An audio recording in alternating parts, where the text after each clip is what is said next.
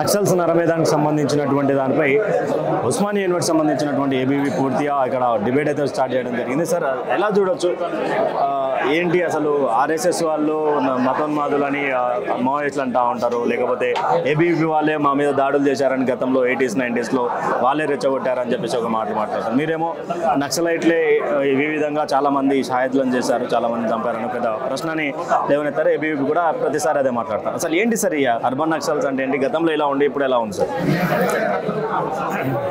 Urban నక్సలైట్లు వేరే కాదు. ఇది కొద్దిగా మనమందరం ఇక్కడే మనల్ని ఏమంటాము తప్పుదారి పట్టిస్తున్నది నక్సలైట్లు ఇక్కడే అన్నారు. నక్సలైట్లు అనేది గొరిల్లా యాక్టివిటీ అంటేనే ఇప్పుడు దేశ వ్యతిరేకంగా పనిచేయాలి కనుక ప్రభుత్వం యొక్క ఆర్మీ పోలీసులు వాళ్ళకు అవకాశం ఇవ్వరు. కనుక పోలీసులకు వ్యతిరేకంగా ప్రభుత్వానికి వ్యతిరేకంగా పనిచేయాలి. వాళ్ళు పనిచేయాలన్నప్పుడు దాచుకొని పనిచేయాలి. ప్రజలు ఇప్పుడు మీలాగా మాలాగా ఇలా వచ్చి మాట్లాడలేరు వాళ్ళు. కనుక ఎక్కడుంటారు వాళ్ళు? అడవిలో ఉంటారు, తుపాకులు పట్టుకొని ఉంటారు. ఈ రాజ్యం మీద అధికారం కావాలని వాళ్ళు కోరుకుంటున్నారు. దీనికి గొరిల్లా యాక్టివిటీ అంటారు. ప్రపంచంలో చాలా రాష్ట్ర దేశాల్లో ఇటువంటివి ఉంటాయి. గొరిల్లా పనులు ఏంటి అంటే వాళ్ళు 10 మంది తుపాకీ పట్టుకొని యుద్ధం చేసే వాళ్ళు ఉంటారు, కానీ 100 మంది వాళ్ళ కోసం పనిచేస్తారు. మనకు భ్రమ ఏంటంటే వాళ్ళు మాత్రమే చట్ట వ్యతిరేకంగా చేస్తారు, వీళ్ళంతా కాదు, వీళ్ళు చాలా బుద్ధిమంతులు అని అంటారు. కాదు, వాళ్ళ కొరకు పనిచేసే వాళ్ళు వీళ్ళు ఎవరైతే మనం ఈరోజు పేరు పెట్టామో అర్బన్ నక్సలైట్లు, వీళ్ళే అసలైన నక్సలైట్లు. అంటే చాలామంది ప్రొఫెసర్లు గాను, అసిస్టెంట్ ప్రొఫెసర్లు గాను పెద్ద పెద్ద యూనివర్సిటీలలో పేరు మోసినటువంటి యూనివర్సిటీలో చాలామంది ఉన్నారని చెప్పేసి కూడా పెద్ద ఎత్తున ఏబీవీపీ కానీ హిందూ సంఘాలు కానీ పెద్ద ఎత్తున ప్రచారం చేస్తూ ఉంటే వాళ్ళ పేర్లు పెట్టి మరీ మాట్లాడుతూ ఉంటారు. అంటే వీళ్ళ ప్రభావం ఎట్లుంటుంది సార్? ప్రొఫెసర్లు కానీ, అసిస్టెంట్ ప్రొఫెసర్లు కానీ, విద్యార్థుల మీద కానీ, పేదల మీద కానీ వీళ్ళ ప్రభావం ఏమైనా ఉండే ప్రసక్తి ఉంటుందా? తప్పకుండా. ఇప్పుడు 2 మంచి మాటలు ఒక ప్రొఫెసర్ మాట్లాడినప్పుడు ప్రభావం ఉంటుంది, ఉండకుండా ఉండదు. నేను ఇంతకుముందు చెప్పినట్లుగా ఈ 10 మంది అక్కడ తుపాకీ పట్టుకుంటే 100 మందిలో ఇన్ఫార్మర్లు అని అంటారు.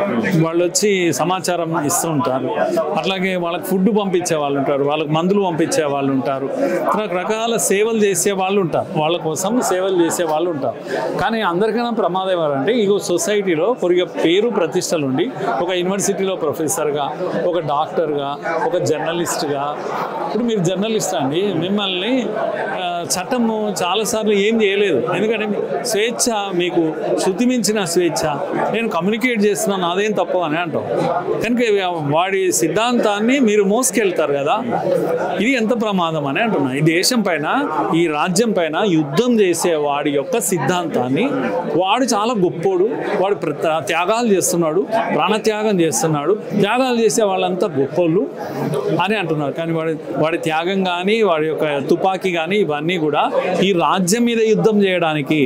దీనికన్నా పాకిస్తాన్ వాడు మేలు, బార్డర్ నుంచి వస్తాడు, నేరుగా యుద్ధం చేస్తాడు, శత్రువు ఎదురుగా కనబడతాడు. వీడు అట్లా కనబడాడు కదా, నేను దేశభక్తుని అంటాడు, మీ లోపల ఉంటాడు, మీ మధ్యలో పనిచేస్తాడు. అందుకే వీళ్ళు ప్రమాదం, వీళ్ళు ముసుగులు వేసుకున్నటువంటి దేశద్రోహులు. అందుకని వీళ్ళ కోసం పనిచేసేటువంటి ప్రొఫెసర్లు వీళ్ళు విద్యార్థుల్లో విషం నింపుతారు. ఎవరు కూడా దేశానికి వ్యతిరేకంగా మీరు పనిచేయండి, ఈ ప్రభుత్వాన్ని దించేయాలి. వాళ్ళు చేస్తున్నది ఏంది? ఇప్పుడు తుపాకులు పట్టుకొని రాజ్యాధికారం కావాలి, ఏ ద్వారా? తుపాకీ గొట్టం ద్వారా అని వాడు అంత ఓపెన్గా చెప్తున్నాడు కదా, వాడి సిద్ధాంతాన్ని వీడు బలపరుస్తున్నాడు కదా. కనుక వానికి ఏం కావాలి? రాజ్యాధికారం కావాలి. అంటే మీరు ఓటేసి గెలిపించుకున్న మా ప్రభుత్వాలు ఇవన్నీ వేస్ట్. ఇది బూటకపు స్వాతంత్రం, ఇది బూటకపు ప్రజాస్వామ్యం, ఇది బూటకపు కోర్టు. ఇదంతా నేను ఓటేసుకున్న నా ప్రభుత్వాన్ని నాకే చెప్తున్నాను నువ్వు వచ్చి. నేను అనుకుంటున్నాను ఒకసారి నిజమే ఉండొచ్చు అని నేను అనుకుంటున్నాను. అందుకే ఈ నీతులు చెప్పే వాళ్ళు ఎవరైతే ఉన్నారో సోకాళ్ళు హక్కుల సంఘాలు, పౌర హక్కుల సంఘాలు, విరసం పేరు మీద వచ్చేవాళ్ళు, వీళ్ళే అసలైనటువంటి దేశద్రోహులు. కనుక అర్బన్ నక్సలైట్లు అనే పేరు ఏదైతే పెట్టామో వీళ్ళంతా దేశద్రోహులు, వీళ్ళే అసలైన నక్సలైట్లు, వీళ్ళే అంబేద్కర్ ఇచ్చిన రాజ్యాంగం పైన దాడు చేసేవాళ్ళు వీళ్ళు. కనుక ఈ దేశానికి ఒక రాజ్యాంగం కావాలి. కమాని వాళ్ళని చెప్పమనండి, అంబేద్కర్ రాజ్యాంగం కాదు మావో రాజ్యాంగం కావాలి మాకు అని చెప్పమనండి. మరి కనుక దేశాన్ని ఒక తుపాకీ పాలిస్తుంది, రాజ్యాంగం ఇచ్చిన తుపాకీ పాలిస్తుంది. కనుక పోలీసు ఆర్మీ తప్ప నువ్వెవడవు తుపాకీ పెట్టడానికి? నువ్వు తుపాకీ కింద పాడేసి కమాన్ సీతక్క రాలేదా ఎన్నికల్లో, ప్రజలు ఓట్లు వేయలేదా, గెలిపియలేదా? దాని ద్వారా నువ్వు ఏం మార్పు చేస్తావు? ఏ పేదరికం నిర్మూలన చేయాలనుకున్నావు? సమాజం నిర్మాణం చేయాలనుకున్నావు కదా. ఖనిజాల దోపిడీ జరుగుతుందా? అంబానీ అరే కొట్టేసేయి, మాకేం అవసరం లేదు, వాళ్ళే మా చుట్టాలైంది అంబానీలు అదానీలు. కానీ ఖనిజాలను కాపాడు. ఎప్పుడు? నువ్వు పోలీసుగా, నువ్వు మంత్రివిగా. అంతేగాని ప్రజల ఆమోదం లేకుండా అడ్డంగా వచ్చి బ్యాక్ డోర్ నుంచి వచ్చి నేను పరిపాలన చేస్తాను, చట్టాన్ని నా చేతిలోకి నువ్వు ఇవ్వడం అని నేను ప్రశ్నిస్తున్నా. నా దేశాన్ని, నా రాజ్యాంగాన్ని నీ చేతిలోకి తీసుకోవడానికి నువ్వెవడవు? నీకు దమ్ము లేదా, ధైర్యం లేదా? ప్రజలను మెప్పించి ఒప్పించి ప్రజలను నీతో తీసుకెళ్ళడానికి నీకు శక్తి లేదా? నీ ఐడియాలజీలో ఆ దమ్ము లేదా? మరి కనుక ఎన్నో ఉద్యమాలు నిర్మాణమైనాయి. ఏంది ప్రభుత్వం తెచ్చిన ఫామ్ లా, రైతు చట్టాలు ఏమైనాయి? ఎందుకు వెనక్కి పోయినాయి? ప్రజల్లో దమ్ముంది ఇప్పటికి కూడా, ప్రజా ఉద్యమాలకు దమ్ముంది. ప్రజా ఉద్యమాలను నిర్మాణం చేయని చేతగాని వాడు తుపాకీ పడతాడు అంతే. సార్, ఆపరేషన్ కగార్ పేరు మీద ఆదివాసులను గిరిజనులను చంపుతా ఉన్నాను. పెద్ద ఎత్తున మావోల సైడ్ నుంచి కావచ్చు, సెక్యులర్ వాదులు కావచ్చు, లేకపోతే ఇలాంటి ప్రొఫెసర్లు కావచ్చు మాట్లాడతాం. సార్, ఇది ఒక క్వశ్చన్ అయితే నాది మరో ప్రశ్న ఉంది సార్. ఇలా ఐడియాలజీ ప్రాబ్లం ఉంటుందా, లేకపోతే గన్ను పట్టుకున్నటువంటి కల్చరే ఇలా మారుస్తుందా సార్? వాళ్ళ సిద్ధాంతమే అది. కనుక ప్రపంచవ్యాప్తంగా కూడా మన భారతదేశంలో కమ్యూనిస్టులు, మావోవాదులు ఇంకా కళ్ళు తెరవడం లేదు. నేను ఇంతకుముందు చెప్పాను, ప్రచండ ప్రజల మద్దతుతో ఆయన అధికారంలోకి వచ్చాడు. ప్రజలు ఓట్లు వేశారు. ప్రచండ కూడా కమ్యూనిస్ట్ కదా, తుపాకీ పట్టుకొని యుద్ధం చేశాడు కదా. ఏం చేశాడు? చివరకు ఆయుధాలు వదిలేశాడు, ప్రజలను మెప్పు పొందాలనుకున్నాడు, ఓట్లు వేయించుకున్నాడు, గెలిచాడు. ఎన్ని దేశాల్లో జరిగింది ఇది. ఈ దేశంలో ఇంకా రాతి యుగంలో ఉన్నారు విద్యార్థులు, యువకులు. ఈ పుక్కిడి పురాణాలు రాతి యుగం నాటి ఈ యొక్క తుపాకీ ఆయుధము, అడవిలో మనుషులు, అడవి మనుషులాగా ఎందుకు బ్రతకాలి? ఆదివాసుల పేరు ఎందుకు చెప్పు బతుకుతారు? ప్రభుత్వం ఆదివాసులను చంపుతుందా? ఎందుకు చంపుతుంది? ఏం పని లేదా? మీ తుపాకీ అక్కడికి పోవడం వల్ల వాళ్ళకి నష్టమవుతుంది.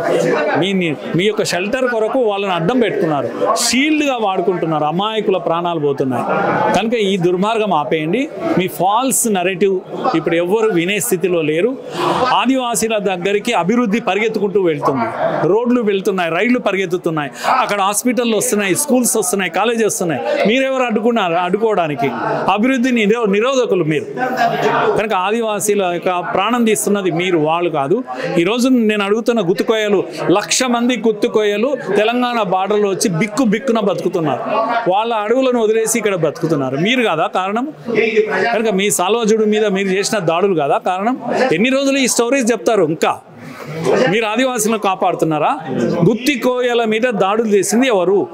వేల మంది గుత్తి కోయలను ఊచకోత కోసింది ఎవరు? నక్సలైట్లు కాదని చెప్పమనండి. హరగోపాలను వచ్చి చెప్పమనండి. అడవులో బతుకుతున్నారు కదా గుత్తి కోయలు, వాళ్ళు ఆదివాసీలు కాదా? ఏం వాళ్ళది ప్రాణం కాదా? ముచ్చట్లు ఎన్ని రోజులు చెప్తారు? ఇంకా మీ ముచ్చట్లు వినని ఇంకా ఉన్నామా ఇక్కడ?